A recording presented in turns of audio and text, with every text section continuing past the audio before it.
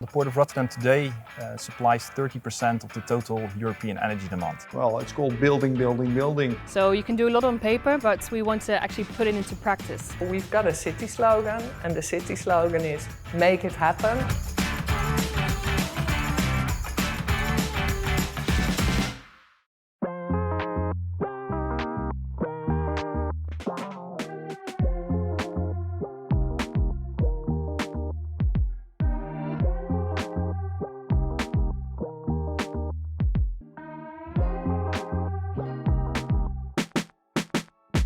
I think Rotterdam is the ideal place to start the energy transition because everything comes together here. We got the supply and the demand, so the production and the customers in one place. So it's a unique spot to build all the infrastructure, and it's going to really be a massive example for Europe.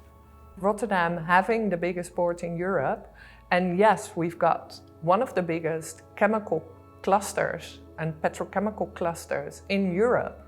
At the same time, that's also where the opportunities are.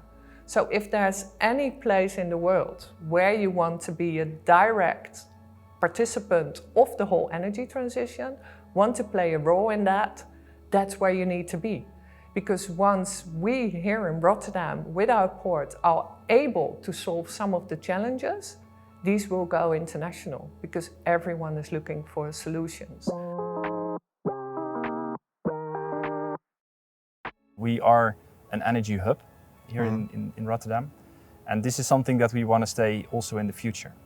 And we believe that in order to decarbonize all those streams, hydrogen will be a significant part in that.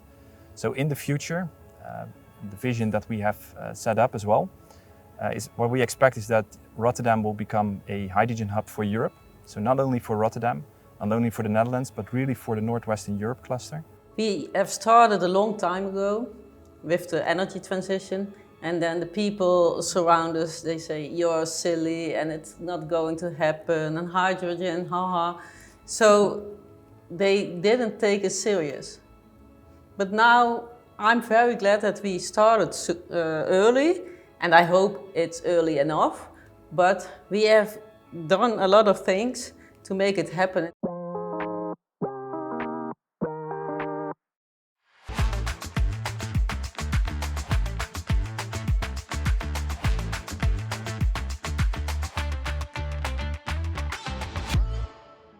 Every 5 to 10 years, there's something new happening. And every time we have doom scenarios, that the system will collapse and so on.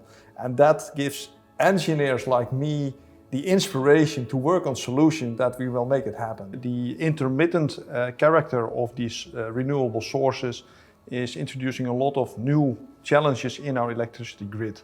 So on the one hand, we have put forward our new strategy on, well, it's called building, building, building, in order to create a congestion-free grid in 2027. We still compete with a lot of other areas in the world where money is more readily available. So I think more funding for innovative companies to develop their innovations is very relevant. Regulation with regard to giving them the opportunity to test their facilities and test their technology is very relevant. So deregulation, I would say, and funding is very relevant, but also that access to funding. But we also are very glad with the little initiatives, like the hydrogen water taxi. It's perhaps a little bit small, but people can see it is happening, it is possible. So sometimes you have to stimulate the little developments to get enough trust for the larger ones. Why are we doing this? And it motivates, but also structures a lot what we do. It's not only about running a utility or something like that, but it's also for the greater good. We want to fight climate change, but we also have to make sure that all the customers, but also the people in the country are happy around it. So it's very important on a European scale that we have a regulation scheme that supports the direction we want to go. For the first time, we see very seriously all layers of government are working together to test the strength and to make this transition work. The regulatory framework needs to be clear, so everybody, all the investors are clear what the business case is, and the customer base needs to be developed, right? We need to really stimulate the hydrogen economy, not only on the industrial side, but also on the consumer side in mobility.